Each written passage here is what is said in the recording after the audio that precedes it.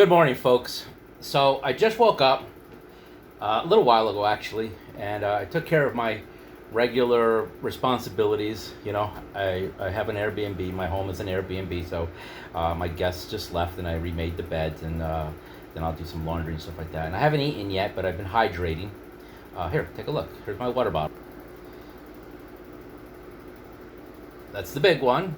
I fill that one up with ice and water in the morning, and then I put it into this one, and this is the one I've been drinking out of on a regular basis now. So I feel that it's really to stay hydrated. It keeps the headaches away, and it keeps me more energized. And I don't drink coffee. So I mean, I do drink coffee, and actually I drink coffee and 1 week I won't drink coffee at all, and then I'll drink 3 days of coffee, 2-3 cups throughout the day, each day for like 3 or 4 days, and then I won't drink coffee for a month or 6 months or something like that. So anyways, so the thoughts that have been running through my head, and they're slightly political, but the political stuff that's going on is it's disturbing. And that's the thing, is that I don't want my life to be disturbed, as do most people. And so there are the people that go out and protest, and I'm very proud of them. And I stand behind, generally, whenever somebody's protesting, I'm generally with them. Now, there are a couple occasions, and I won't get into too much detail, of when I'm not with them. I'm definitely not with stupidity and damaging people's property, because most of the times it's innocent people, and that's just the same thing as a big government dropping bombs on another country and killing a lot of people. It doesn't matter whether they're my color, your color, different religions or whatever. It's wrong. And it's in my lifetime, it will never end. It just won't end, because see, I went into political, and I didn't want to get into political. What I wanted to get into was faith and religion. Now, a lot of you are aware that I was raised in a cult, okay? And so that cult had a lot of effect on my personality and how I think and my and everything, really. I mean, how can it not? I mean, they attempted to indoctrinate me, and I was not having it, and I've never had it. Why? I'm not sure, but I got a feeling it has something. The irony is that the person that was trying to indoctrinate me the most, my mom, who was a victim of many traumas growing up, and that's why she searched for religion and faith and the true God, which everybody was always looking for the true God.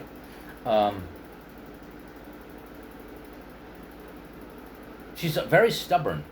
My mom was very stubborn, and when she was getting abused and beaten and all that stuff, she said, "Fuck this shit, man. You're gonna hit me a couple times, but that's it. I'm done. I'm out of here." And at a very early age, she seeked a different life. And you cannot imagine, unless you've been in her scrappy little shoes, sandals, huaraches, you have no idea what it's like. Most of us have no idea what other people go through. And so there's a lot of stuff going on with immigration and immigrants now and stuff like that. And that's a whole different subject, but it's very related. All this stuff is related.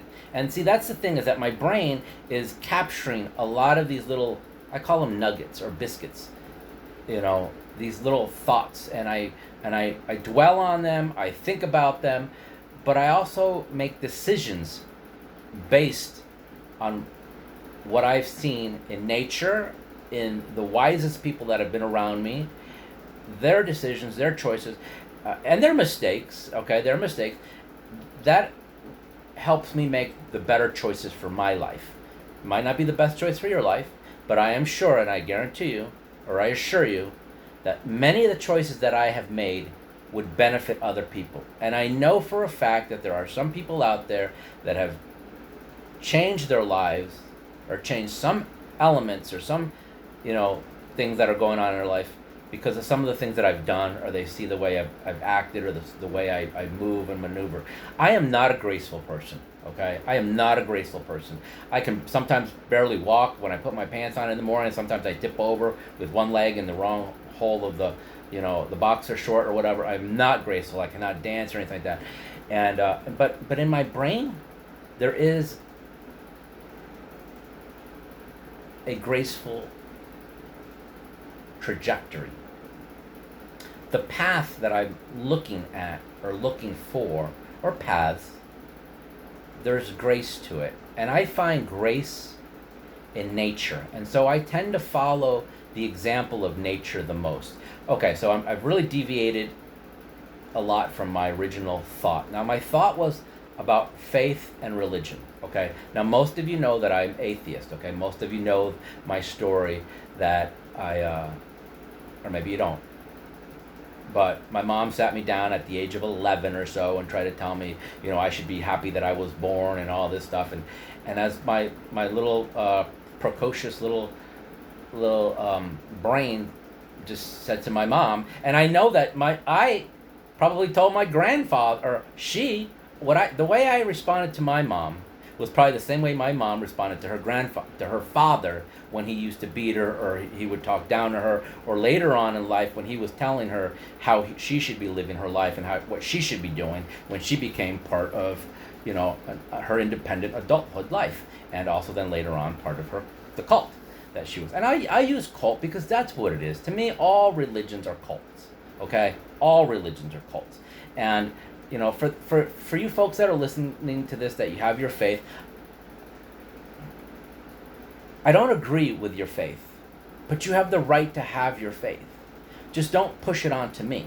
And I'm not pushing my beliefs onto you. I'm sharing how I feel and trying to give folks an idea of my path, my road, because maybe, and actually not maybe, but that's why I know that the folks that I have friends who, some of them are very religious, we can connect, because I try to find the places where we do connect. Okay, I want to have my faith, and I want to talk about my beliefs, and the same way you should be able to talk about your beliefs, and not.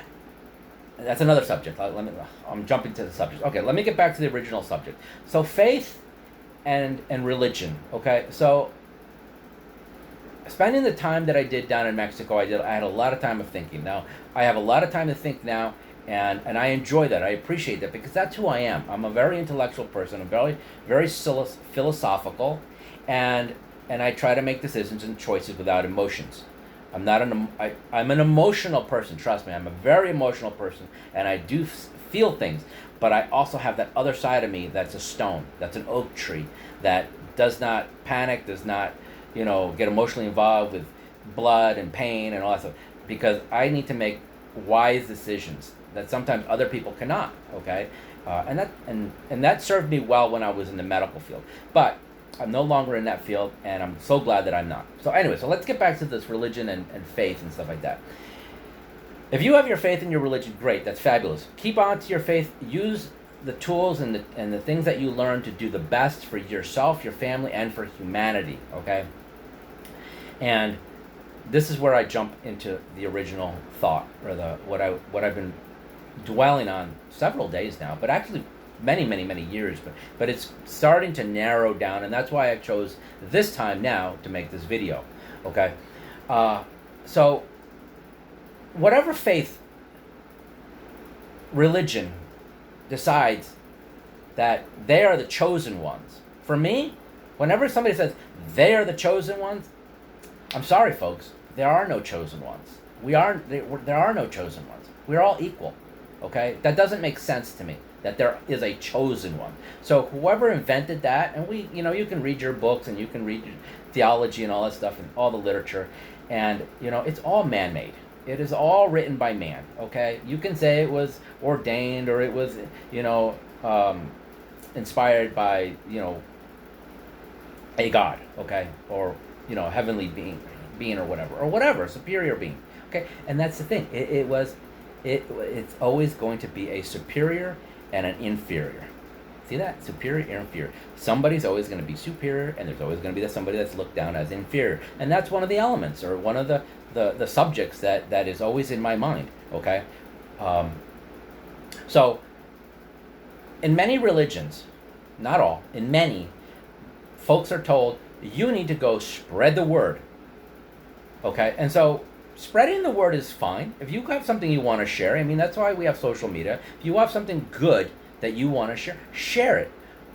But don't force it on people, you know. And all you got to do is go through the history books, paintings, art, you know, murals, and everything that's the media of, you know, over the centuries, and you will see that there's always been a superior and an inferior, and somebody hurting somebody else, killing, damaging, maiming, exploiting, and trying to change somebody, okay? And that really bothers me. That really, really bothers me. Because over the centuries, we still cannot figure out that, you know, a native person that was living in Brazil, in the Amazon, or Aboriginal people that were living in Australia, or New Zealand, or Africa, they had their faiths.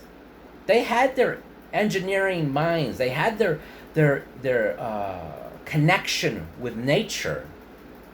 They didn't need to be bothered. They didn't need to be told, hey, you can't dress like that anymore. You can't worship that tree, or you can't worship the earth, and you can't worship the stars. But wait a second. All those things taught us something. They taught us about medicine. They taught us about respect. They taught us about compassion. They taught us about love. They taught us about how to feed our families. They taught us about simplicity and humility. You can't do that, because now you have to live the way we've been told that we need to push our faith and our religion on you, and we need to destroy everything that you've learned over the centuries, over millennia. And that bothers me, folks. That's the type of stuff that bothers me, and that is the nature and the essence. And to me, it's why we are in so much conflict. Instead of saying, you know what, I have my faith. Sure, my book, which was written by a man, not a woman, a man, because if you think about it, there are probably very few religious texts out there that are written by women. And if they are, they're probably more, I wouldn't say more, but I would lean or tend to think that they're probably more compassionate and more forgiving and more accepting. But I could be wrong. So that would be something to research. But these doctrines and these books, they're changed, they're interpreted, and they're used to manipulate people so that somebody can always be looked at as more superior than somebody else. And then once we eradicate your beliefs, your religion, the way you treated your body and your health, and the way you dressed, and you know, maybe walked around naked, and we make you feel inferior and horrible about those things, you know, oh my goodness, nudity and nose piercings and body art, oh my God, but now look, everybody's got body art now. Yeah, everybody's got a tattoo now. It's all normal, but they use all these things to make people homogenized. Now, I think that's the word I wanted. To make a homogenized world. And that bothers me, folks. That bothers me. And you know what I'm looking at right here? This guy right here? This is Godspell. This is I never saw the play or the musical. I remember it as a kid in the early 70s, maybe late 60s, early 70s, listening to that song, Godspell. But it's a religious musical or something like that. And if you know about it, then share. Because that's the irony and that's the contrast that I have. That's why I design stuff. I design stuff with contrast, okay? See that?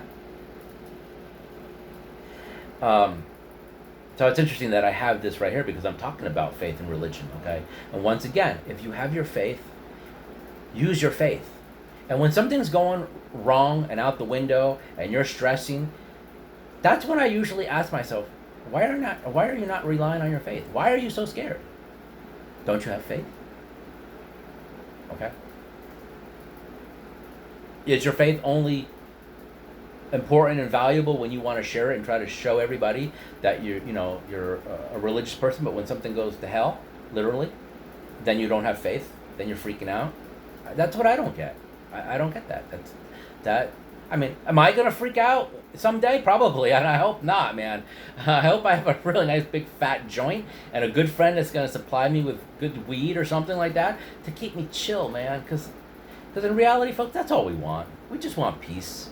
Everybody just wants peace. Everybody just wants to live the way they feel they want to live, and most of us would be perfectly fine without religion. In fact, if they should do a study of children that are not indoctrinated at all. The word God, heaven, devil, Bible, Quran, all, Buddhism, Taoism, all these, Jehovah's Witnessism, all these things, any cult, don't let these kids be near that. Don't let them just be indoctrinated with like, oh, we're going to sit down and eat and pray. Pray for what? To who? Why don't you just say, hey, you know what, honey, baby, let's just say thanks. Let's just say thanks for, you know what, let's just thank each other. Okay? So that would be my prayer. My prayers, and like again, I'll emphasize this again for those that might have missed this. I'm atheist, but I do pray.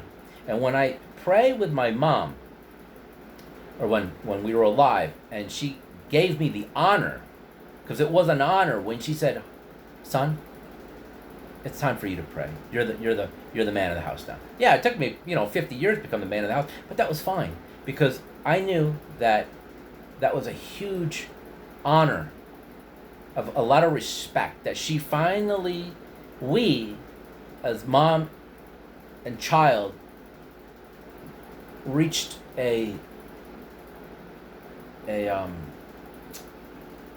crux in our relationship, where now we were not just mother and son, but we had reached a level of maturity and respect for each other.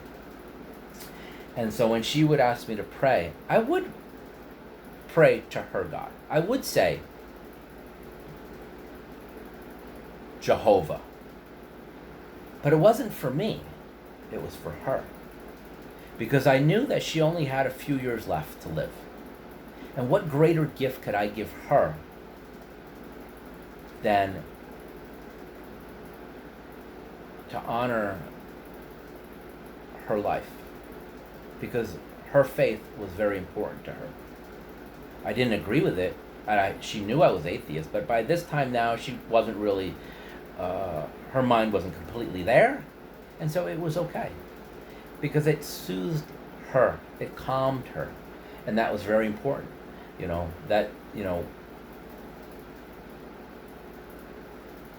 I don't have any problem with praying to any name of God in anybody else's household. And you can say I'm hypocritical. I'm not hypocritical. I am paying respect to that household, to that home. I will respect those rules in those houses. Now, if they're doing something that I totally disagree with, I will bow out. I will step out.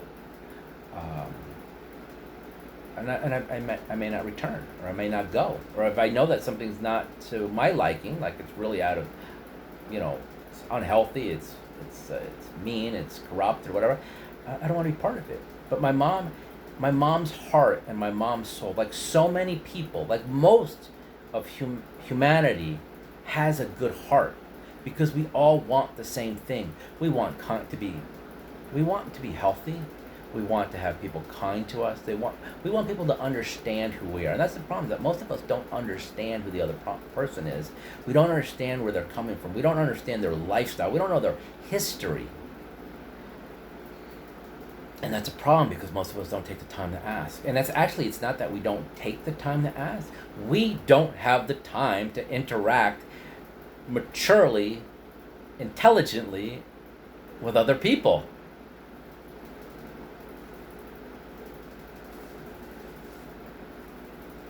I'm an introvert. I don't spend a lot of time with a lot of people. I'm here in my room.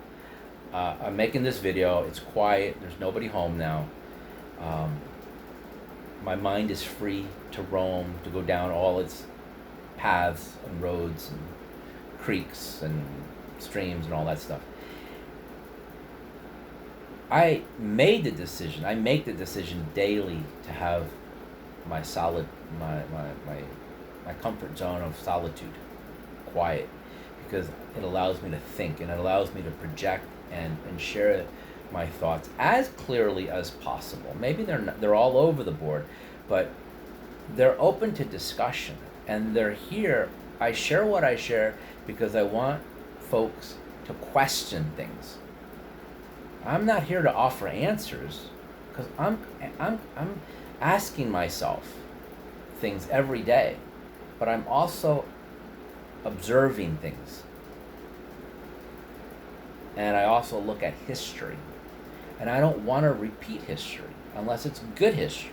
Good history I want to repeat. I had a really wonderful dream last night. Very wonderful person was in my dream. Trust me, I enjoyed that history, and I'm so glad I had that dream because I felt like I had visited and interacted with that person. And maybe I did. Maybe we do interact with other people in our dreams. Maybe that other person woke up this morning like, oh wow, I'm a little more energized this morning. Oh, look, it's a beautiful day. And, hey, I wonder what Richie's doing. And that's it. And that's it. They don't call me. They don't text me.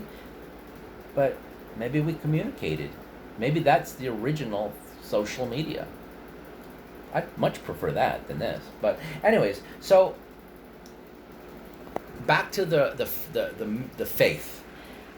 I know that missionaries and people in churches and religions, they do a lot of good for people because it's their nature. They've either been taught it or it's their nature. And there's two different things. One is your nature and one is you've been taught. It's good as long as you're doing something good. But my question is this: why is it that we need to have religion or faith as our director? Why do we need to feed other people and build churches of our religion or their religion in somebody else's foreign country?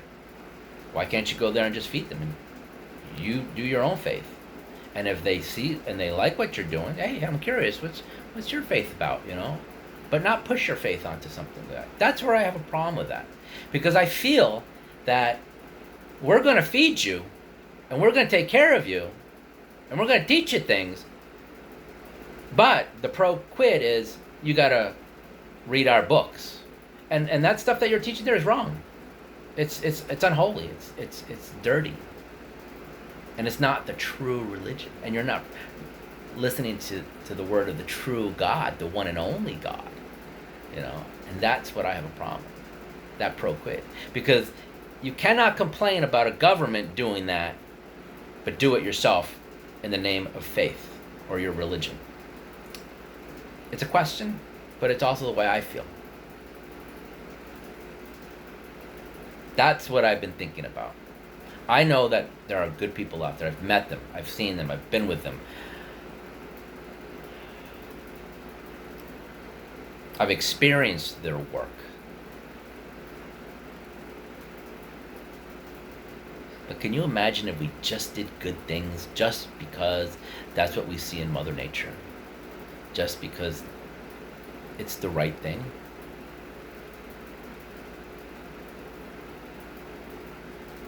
I would never want the whole world or a whole country to be one religion, one faith, one anything.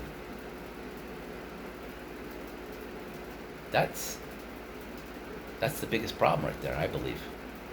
If we stop with that, we are the chosen one, or there is the one God and the only God, or this is the true faith. If we were just to stop that, that's why it's so important to keep religion out of government. And some people get so crazy about we need to have the 10 Commandments in front of the church or in the church, and kids need to pray. Kids can pray. They can pray at home. They can pray on the bus. They can even make social media videos and pray. Look, I'm praying right now. Dear Heavenly Father, I pray that this pop quiz does not fuck up my school grades, and that the girl next to me will like me. And God, please, I don't want to be fat anymore. Please make me good in sports. And God, please don't let the teacher call me when I'm in the middle of a hard-on. You know, 7th grade prayer. That's what I would be praying for in 7th grade. 6th grade or whatever. Prayer doesn't have to be pushed onto anybody. If you have a faith, that's your faith. That's kind of like your own little world. It should be private. Like this problem with breastfeeding. They want breastfeeding to be private. Oh no, I can't see a breast, can't be a breast. That's how I feel about religion being vomited everywhere. Why? Why do folks feel the need to have to change everybody? If they really feel so strong about their faith, then let your faith guide you, and then your actions guide other people.